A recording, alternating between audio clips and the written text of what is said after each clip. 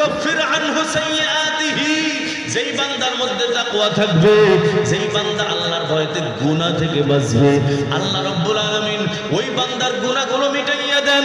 ওই বান্দার গুনার আমলনামায় থাকে না, ওই বান্দার গুনাহগুলো শেষ হয়ে যায় রে বাবা।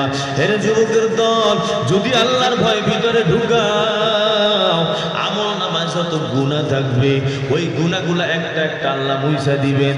আল্লাহর ভয় যত বাড়বে গুনাহ তোমার তত কমবে। ওয়ায়ুযিম লাহু আজরা, আমার আল্লাহ বলেন যদি আল্লাহর ভয় ভিতরে থাকে রে যুবক, তোমার সব আমলনামা তোমার নেকির রেট আল্লাহ বাড়ায় দিবেন।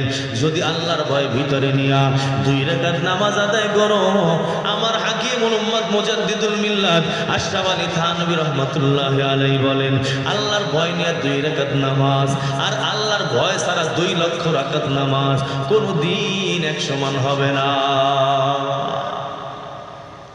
1 মণ মাটি আর 1 মণ স্বর্ণ কোনোদিন সমান নেই। এক সাইডে 1 মণ মাটি আর এক সাইডের মধ্যে 1 মণ স্বর্ণ।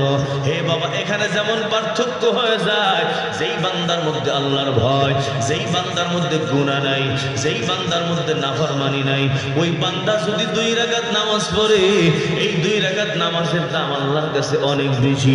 হে যুবকের দল, ওই তাকওয়াওয়ালা বান্দার সিজদা বড় দাম। আর যেই বান্দার তাকওয়া নাই, যেই বান্দার মধ্যে গুনাহ আছে, যেই বান্দার মধ্যে আল্লাহর ভয় নাই, ওই বান্দা যদি 1000 রাকাত নামাজও পড়ে, ওই ব্যক্তির নামাজের সমান কোনোদিন হবে না।